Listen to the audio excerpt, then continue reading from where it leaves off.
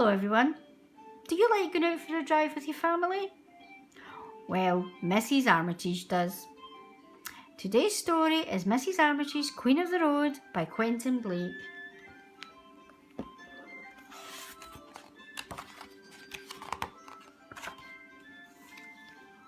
One morning, Mrs Armitage came downstairs and found a letter on the mat. She read it to her faithful dog Breakspear. It said, "Dear Anastasia, because I am buying a new motorcycle, I shall not need my old car anymore. I would like you to have it as a present. It is in the street outside. Here are the keys. With love, from Uncle Cosmo." There was the car. "It doesn't look very exciting, Breakspear," said Mrs Armitage, "but we'll give it a try." They climbed into the car and off they went. They had not been going long when they went over a big hole in the road. Bing, bong, dang, boing! All the hubcaps fell off. Mrs Armitage got out to look at the damage. "Hubcaps," she said. "Who needs them?" She took them off to the scrap heap and on they went.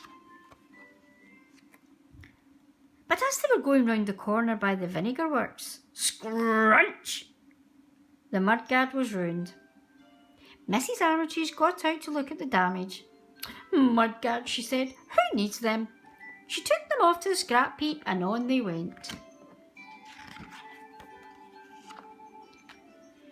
They were backing out of the scrapyard when scrang! The front bumper had caught on an old bedstead. Mrs Armitage got out to look at the damage. "Bumpers," she said. "Who needs them?" She threw the bumpers onto the scrap heap and drove away. They were on their way past the supermarket when a lorry backed into the street. Scrunch! Right into the bonnet. Mrs Armitage got out to look at the damage. "The bonnet," she said. "Who needs it?" She took it off to the scrap heap and on they went. There was quite a traffic jam beside the new building site, where a big crane was moving heavy blocks of concrete. To and fro it went, to and fro, up and down, when suddenly, crunch! Mrs Armitage got out to look at the damage. "A roof," she said. "Who needs it?" She took it off to the scrap heap and on they went. "Breakspear," said Mrs Armitage, "I think it's time for us to get out of this town." They went down a side road into the country. All about them were trees and the birds were singing. "Breakspear," said Mrs Armitage, "this is blissful." But the road got bumpier and bumpier. Beding, bedong, bedang, bedoing, clunk.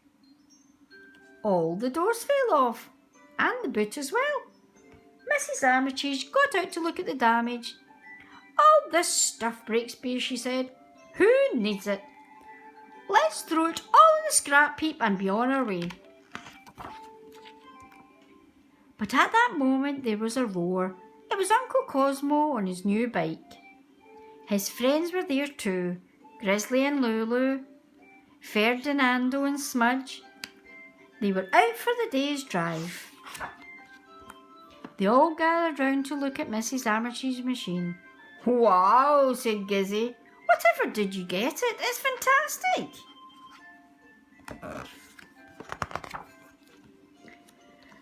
"We're off to the Crazy Duck Cafe for a game of billiards and a can of banana fizz," said Uncle Cosmo. "You must come too."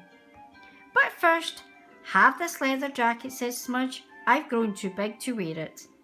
"And you must each have a collar," said Lulu. "I don't need all three." "And have one of our bendy masks," said Gizzy. "We don't need both of them." "And let me give you a motor horn," said Ferdinando. "I don't need all 5 of them, and it's always good to have a motor horn."